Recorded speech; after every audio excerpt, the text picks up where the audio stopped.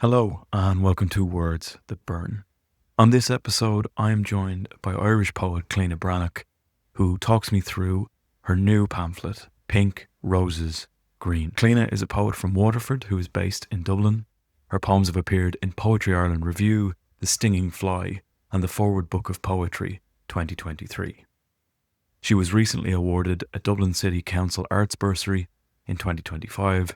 She is the former poetry editor of the Frustrated Writers Group. In this pamphlet, Clíodhna creates a series of poems that are based in the 9-to-5 grind of late-stage capitalism, but constantly seek a refuge in the romantic and the natural. Clíodhna, welcome to the podcast. Thank you for joining me.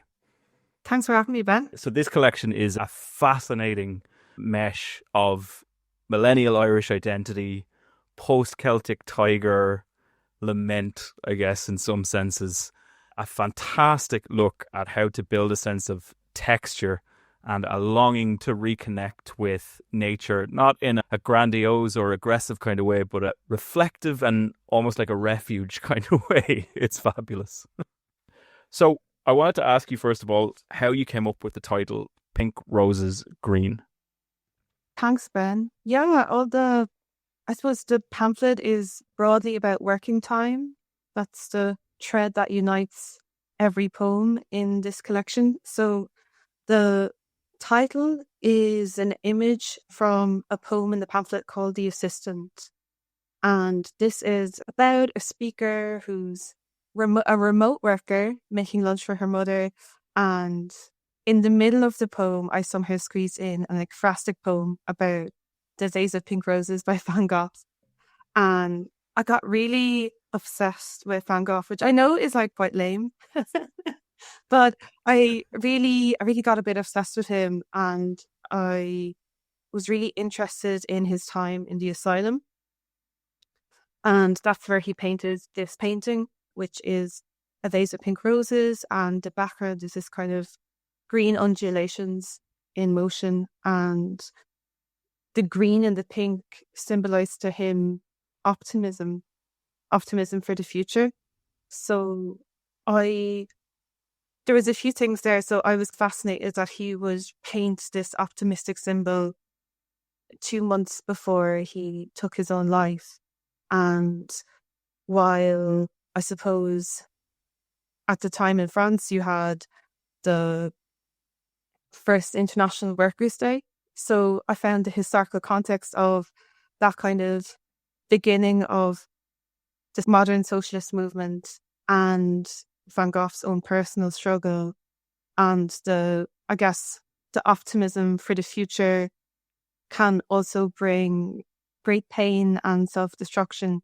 So I was really interested in the contradictions that painting mean to Van Gogh and to me. There's a few different themes there that kind of coalesce in the collection quite well in that answer. There's the working time thread that you talked about. It is everywhere. Your speaker is often in the middle of a workday, be it remote, or you speak about office kitchenettes and different symbols of the 9-to-5, if you want, pop up here and there. There's also, I'm not going to call it radical hope, but it does feel like the optimism you bring to your poems is almost a radical act at this point, at this stage in not only Ireland, but probably globally as well. It captures a mood. You talked about the contrast that represents for Van Gogh. The contrast seems to be at the heart of what you're doing in the collection. Dichotomy, binary. You quite often contrast the work environment with a beautiful moment from nature or a beautiful moment of serenity somewhere else. How do you approach building those contrasting images or dichotomies within your poetry? It's a hard one, I suppose, because on one level I do it consciously and on another level it's unconscious. The way that I write is a poem starts for me at the level of idea. So I'll have an idea and it could be as simple as, I'm writing these poems about work, rest and play, right? So I have to have poems at lunch, morning time, on holidays and sick leave. So I'll have these kind of settings and ideas, and then I'll have, I want to write about that song. I want to write about that film. And eventually, over time, I will merge those two ideas together, and I will just basically try to make them in my messy first draft cohere into one narrative, and then I will put a poetic form on top of that because, yeah, I think I needed in these poems two kind of currents of tension working with each other. So, like, often I have an ekphrastic poem stuck in the middle of someone doing something in their daily life. There's one poem where there's an electricity blackout and someone is listening to a song as they're walking around. So yeah, I maybe had a maximalist approach when it comes to composition, I guess. That's a lovely way of putting it. One of the things I noticed, and this is in no way a criticism of modern poetry, but there's an awful lot of short poems out there. There's an awful lot of 2 or 3 stanza poems knocking around, and they do a great job. They're here, they say their bit, and they leave. What I loved about your poems, they really have room to breathe. Your poems have a really organic inhale and exhale.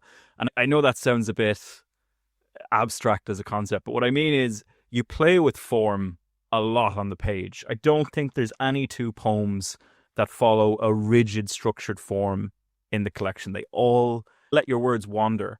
And I wonder, for yourself, is playing with form something you enjoy doing? Is it a conscious decision for you, or do you just let the words come out as they may?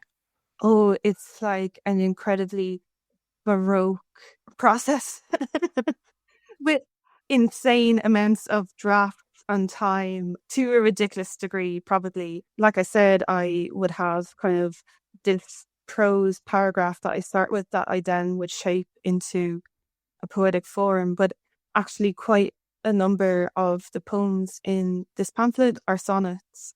I really like the idea of the sonnet, and like you said, this kind of room to breathe, inhale, exhale, which is also a bit like the speaker has to think and the speaker has to look at the world around him and let the world in. I like the idea of writing about thinking quite a lot. And I think that's hard to do in a short poem. At least I find it hard to do. But yeah, I quite like sonnets and I find them quite lovely, a lovely form to write in. But as I was writing them, I found I was always writing like 6-syllable lines or 7-syllable lines. So my lines were getting really long. And then it was looking like a huge block on the page, which just didn't suit the passionate and excited speakers in the poems. It took a while. Like, all these poems were written in a fairly traditional way, I would say. Or at least they looked visually on the page all quite blocky. And then I had been reading, I think, Tiffany Atkinson, who some of her poems don't have any punctuation. And there's also the poet Sean Pearson, who's also in Frustrated Writers Group. He had an excellent pamphlet out last year with Wild Honey Press called The Perfect Season.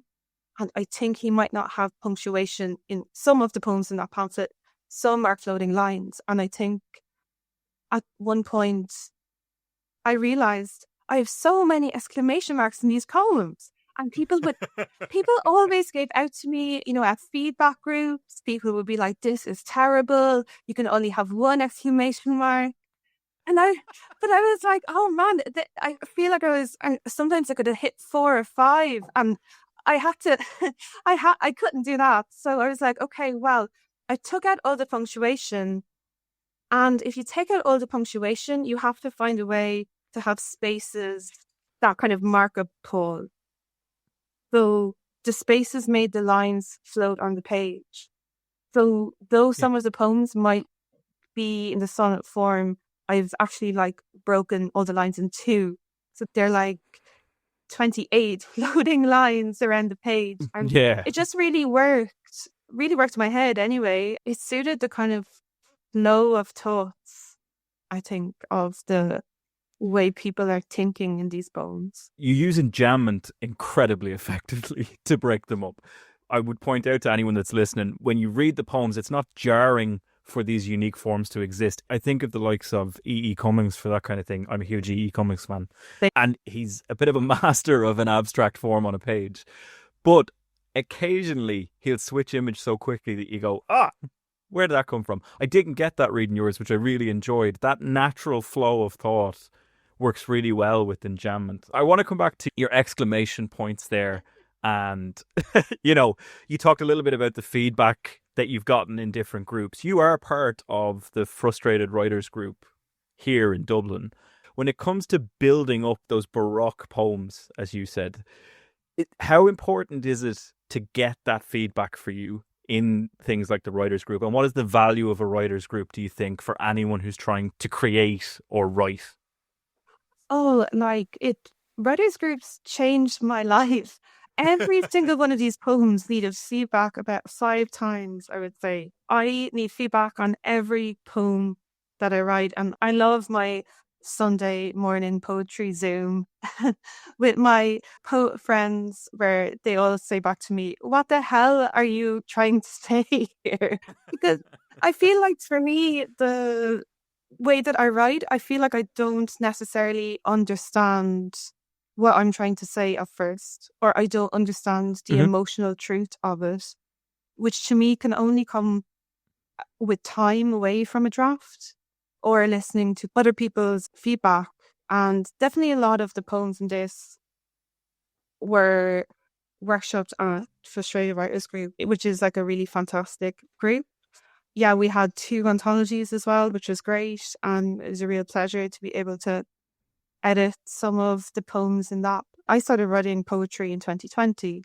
Before that, I had been writing short stories and I just was really unhappy doing it. And it wasn't clicking with me. It wasn't satisfying, or I don't know. And then in March 2020, I did a course with Christodulus Macris in the Irish Writers Centre. It was a course on intertextuality. And it was like the most fun I ever had in my life. I was like, wow, it's the first time I ever felt like a writer as well, was just being around people talking about writing. And I think all the rest, like, I'm so happy to have this pamphlet out, and it really is a dream come true. And I think the press did a fantastic editing job on it as well, to be honest. But yeah, definitely in writing groups is where I feel like a real writer the most. So the way you speak about that, the writers group, it feels quite counterintuitive to the modern myth of the lone writer or the genius writer. I think it's very pervasive. I detest the great man theory or the singular genius myth. I don't like it. And hearing you speak about the writers group and the community and the sense of, I suppose, the banishing of imposter syndrome that comes with being part of a writers group really challenges that myth that capitalism propels, which is you do it yourself, strike out on your own and you'll succeed. That seems to come up a lot in your poetry. There are really great challenges to accepted norms. You called it working time earlier. The myths that come with late capitalist society, you push against that quite a bit. You do it in a few different ways that I love. You have a great sense of the analog and the tactile.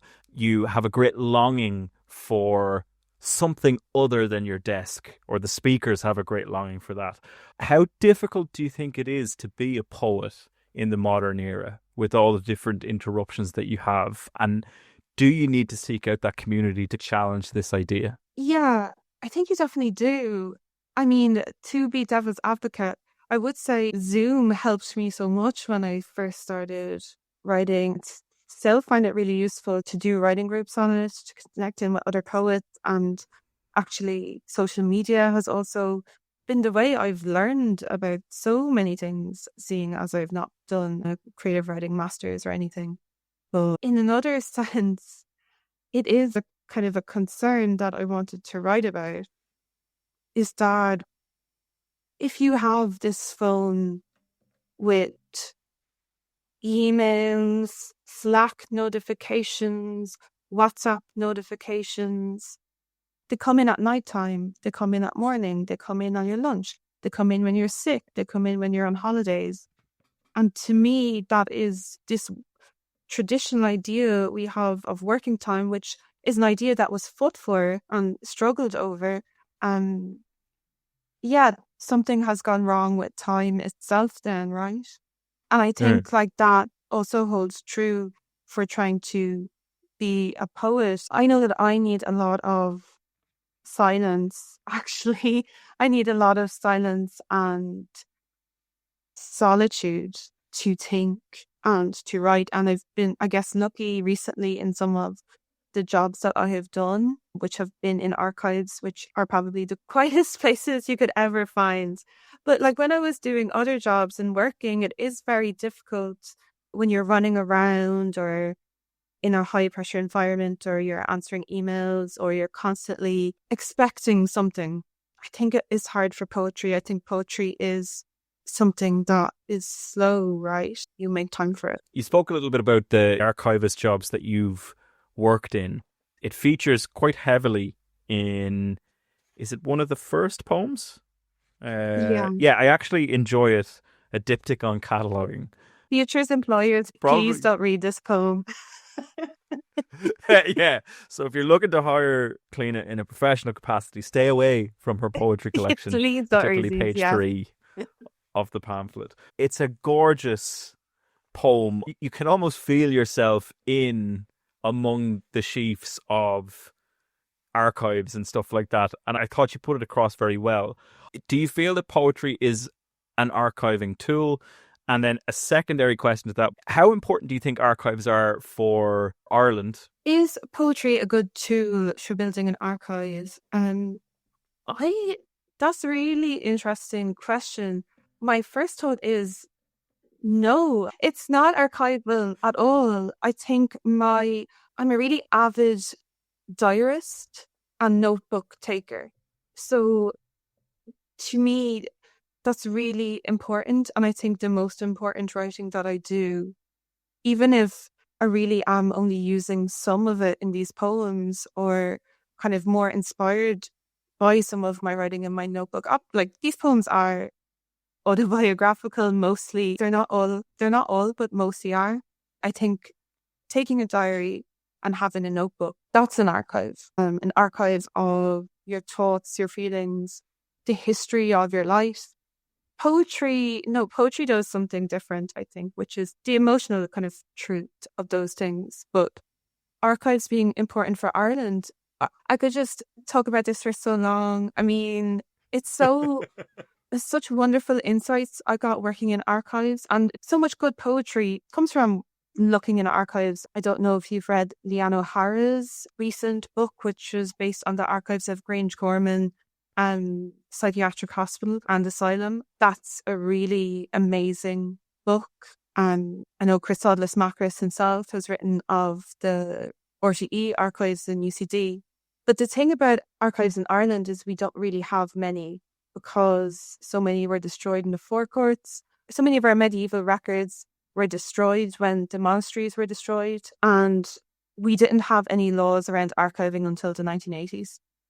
So the stuff that I have been looking at, not all of this stuff is in the National Archives. I was reading reports of war crimes from the 1920s in the War for Independence, stuff, people who had been victims of the Black and Tans. I'm sorry, It's okay. I'm going off on a No, no. tangent now.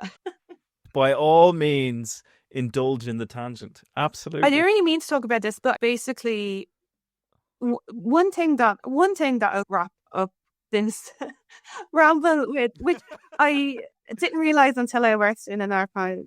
We now keep digital records. We don't keep paper records, right?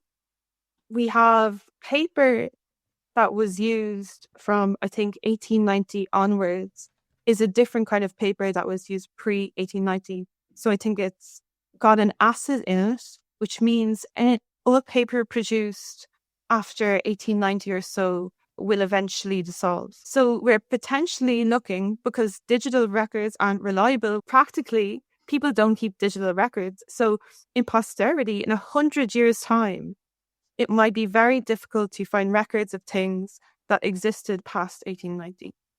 Because if you think about it this way, in 100 years' time, will the records of the journal.ie be accessible? I don't know. So I guess future poets in 100 years' time will have to think about what archives are available to them. So it's a very worrying thing that everyone should be worried about it.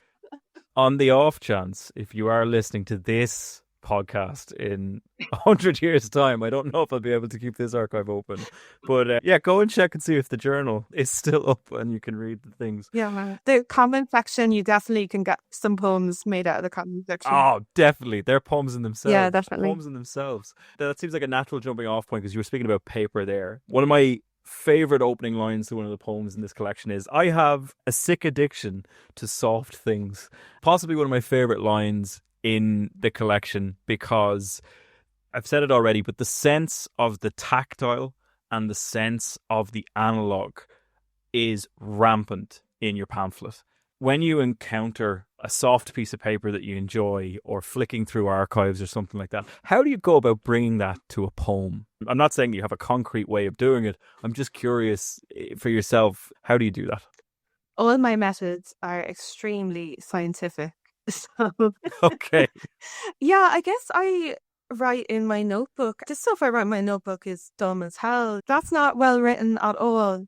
But I use it as a jumping off point. And then I do quite a lot of stuff, really. I have this technique that I use, which is called writing as badly as possible. So, like, if I'm at a first draft or something, I'll just be like, what is the worst, least tasteful way of describing this? And I write that down. It gives me a bit of freedom, though, you know? Yeah, absolutely. Absolutely. Then I don't know a lot about stuff. I know that sounds silly. I'm not scientifically minded whatsoever. So for me to understand, like, just how to describe things takes research. Like, how do you describe something architectural, that kind of metal, a kind of a fabric? So I research things, I write a lot of things down, and I will listen to a song that makes me think of a similar quality and write that down. Okay. Or so I will have like all these reams of descriptive writing, and then I will often like pair a random verb with a random noun. I think I can give a description of this game of variation and chance. So I've got a poem called Short Breaks of Music Between Reports in the pamphlet. And it's about my partner is an economist. And sometimes when he is working on a long report, I'll hear him upstairs playing mandolin music as procrastination. Short breaks of music between reports. I draft the sonnet. Watch the moon. I hear you typing in the upstairs room. Clack, click.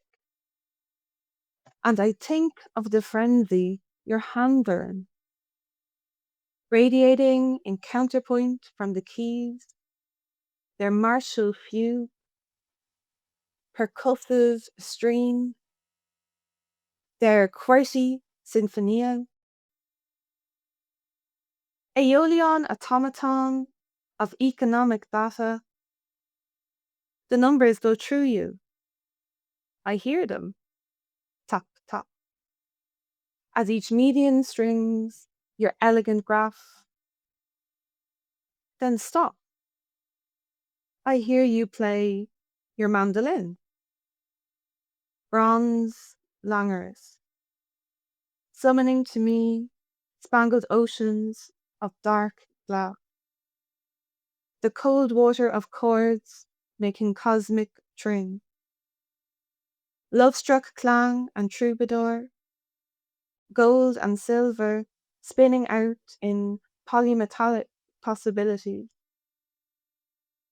Yet, however beautiful the sound, necessary the work. I miss your voice. So I wanted to describe the mandolin music without sounding cheesy, or maybe actually cheesy is good. But I have like bronze langers, which is a noun adjective I got from my game of variation. Love-struck clang and troubadour also would be from this kind of list that I've merged together. Playing different games with all the words would be how I come around to these things. But yeah, very little is off the cuff. That's a very honest take on writing poetry. I'm struck by the level of refinement that your drafts go through. And something I ask almost everyone that comes on to do an interview with me is, how do you collect your little snippets of verse? How do you collect the things? You've spoken about your notebook. Do you have piles of notebooks? Do you have multiple notebooks? Do you have scraps of paper stapled in? How do you go about collecting all of it? Yeah, I have notebooks. I probably go through one notebook every month and a half or 2 months. Okay. And then for the poems, I have like my Microsoft Word doc. And we were talking earlier about the digital and being a poet, but copy and paste, man, that is a good tool. And like there is such a Yeah. freedom in the copy and pasting the version of the poem and totally messing around with it. And you know that the original version is there if you still need it. So yeah, I've got a trail of drafts in all these Microsoft Word docs, which yeah, is where they stay hit, which is where all the terrible first drafts stay hidden. That's okay. You need somewhere to lock them up. So I suppose that brings us, because you've been submitting to poetry journals, poetry magazines for a while, and this is your first pamphlet. What were the joys and challenges of pulling this together as your first pamphlet? It really was a joy, actually. You know, a lot of heartbreak and rejections as well. But I really wanted to work on a project. I really wanted to work on a project. I really wanted to have a cohesive idea. I wanted Mm. something that would be book-like, that it would have kind of poems talking to each other, and that it would be a cohesive and evocative reading experience. I really liked working to a team, and that really suited me. I was really lucky with my editor, Jennifer Griggs in Green Bottle Press.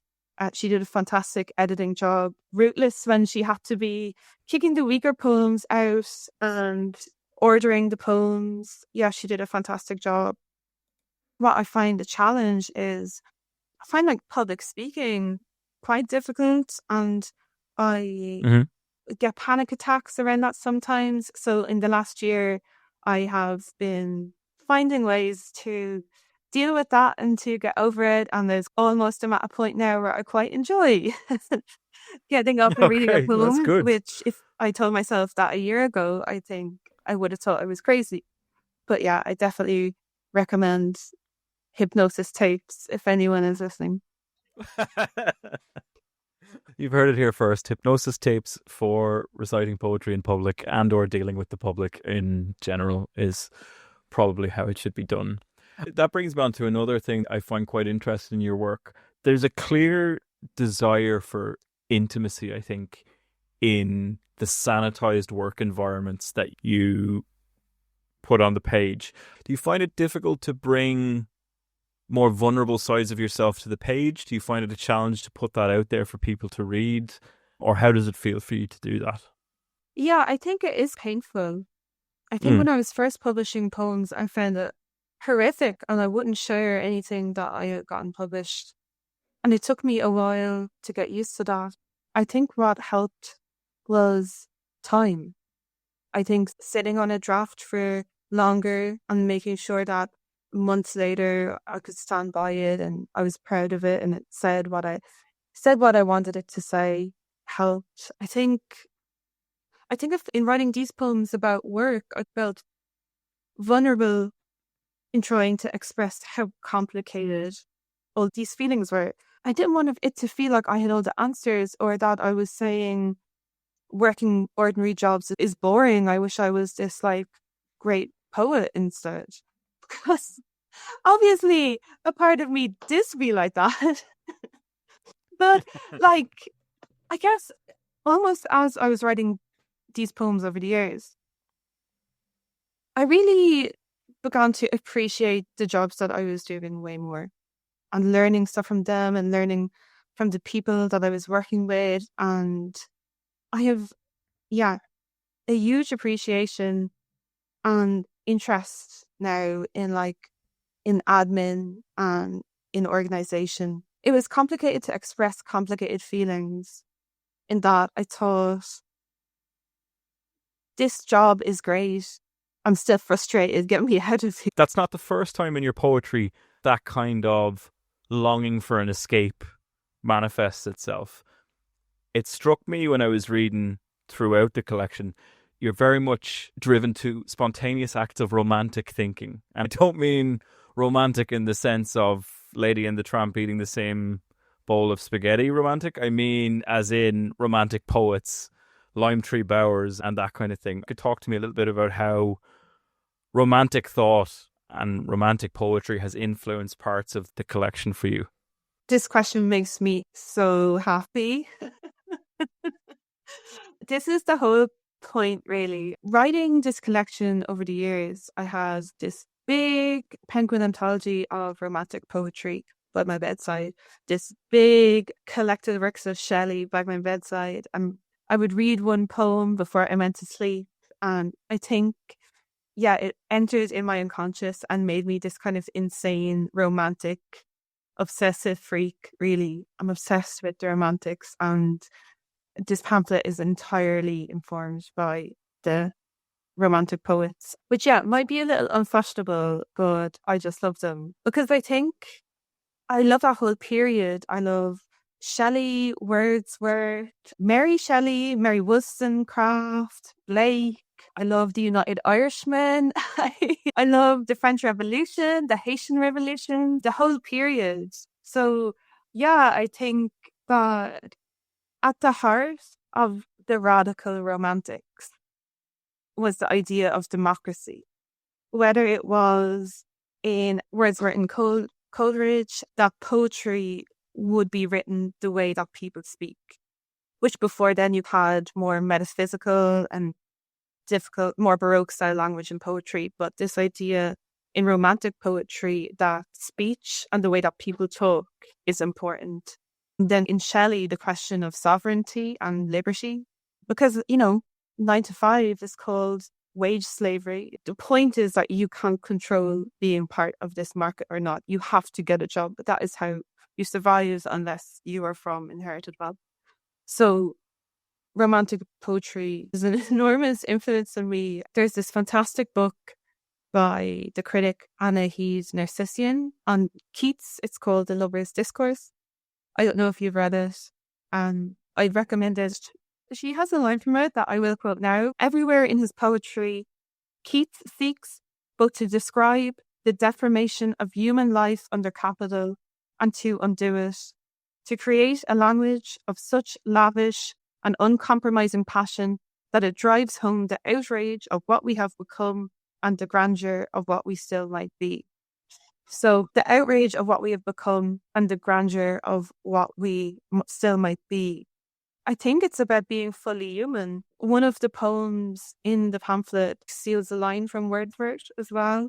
I don't know if people noticed that in We Sell Houses, there's a line. The Wordsworth poem, The Solitary Reaper, there's a line. The veil profound is overflowing with the sound. And in my poem, I've written, the alcove small is overflowing with the squall, because I'm writing about a photocopier being really loud. I just thought that was really funny to describe a photocopier as like some sublime waterfall that Wordsworth might chance across in his travel. But I guess in another way, it's not serious. So they're the sounds of people's lives. So yeah, love the romantic.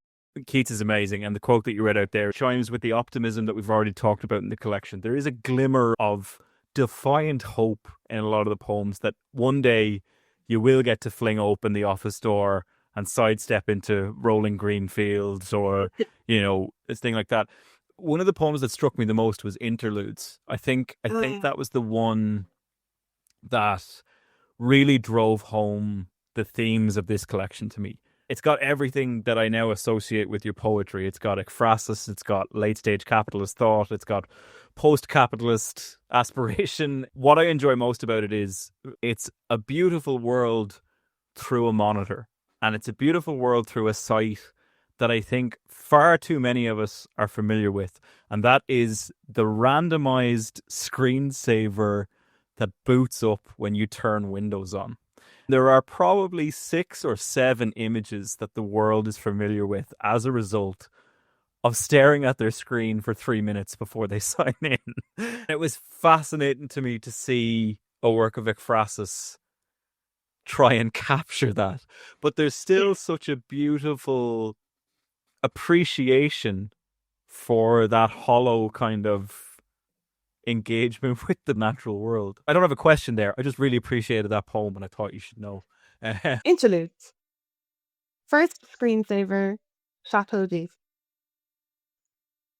Like this image that you see? Pink vision. Pale sandstone of a pink island prison whose battlements indent a sky in flames, whose towers, crude embrasures, ape the holes of gouged out staples.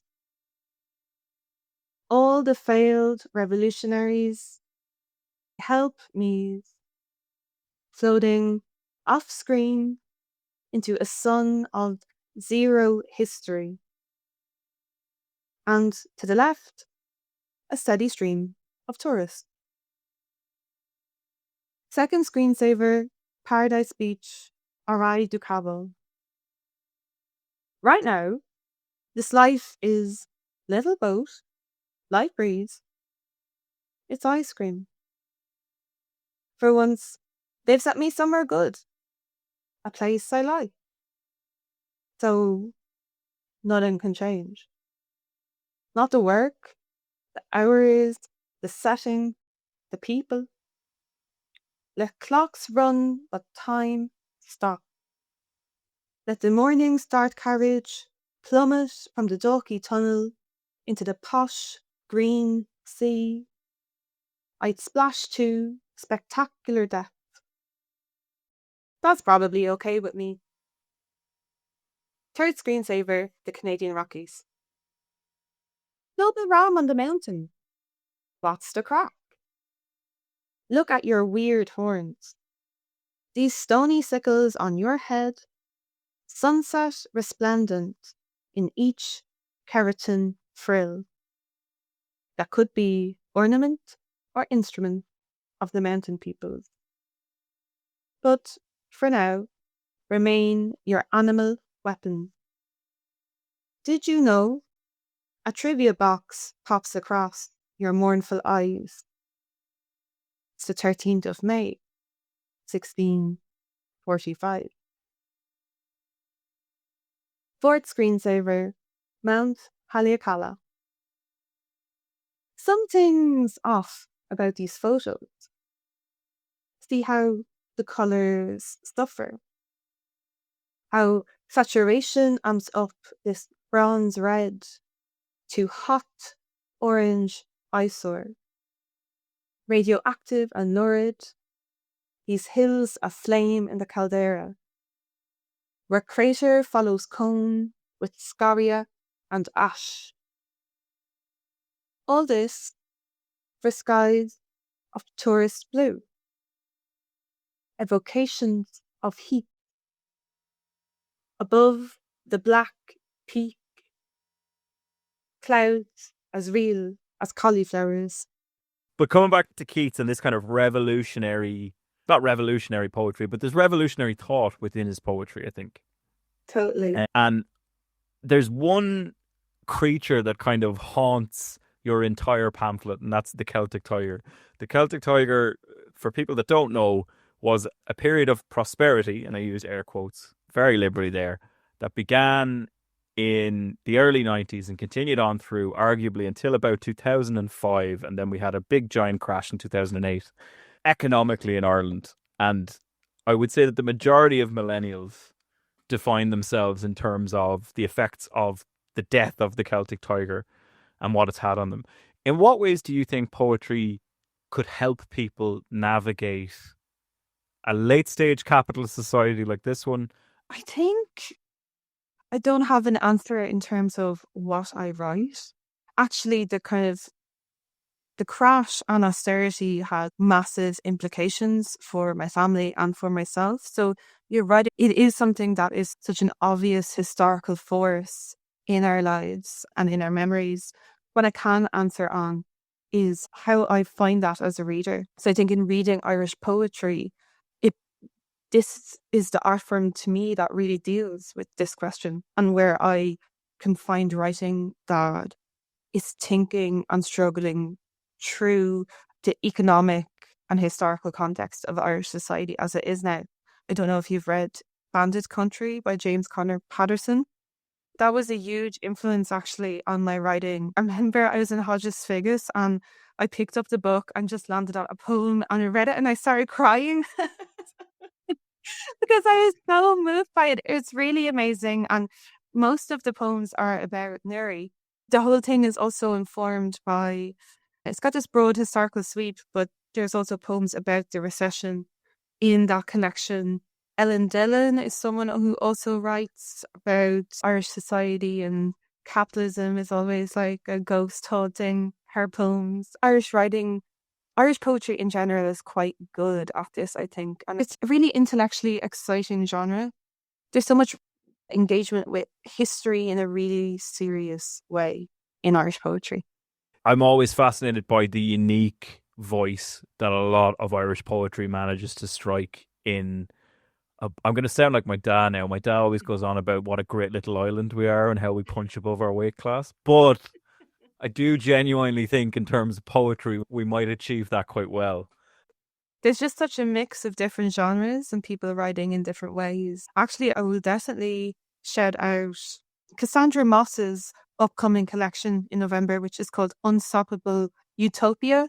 So, when you read a book that does something you did, but way better, that's Cassandra's book. They're also work poems. They're about a staff party night out. So people have to go and read this book. It's really good. Listen, Clíodhna, thank you so much for coming on the podcast. It's been an absolute pleasure chatting to you about poetry.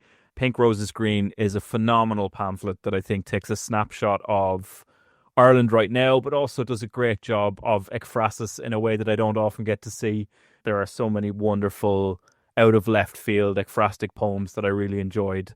Thank you so much for coming on. Thanks so much, Ben. Your questions are superb. That's very kind. You can find Pink Roses and Green in lots of independent bookshops around Dublin and Ireland, and I'll put a link to it down below in the description if you'd like to pick it up.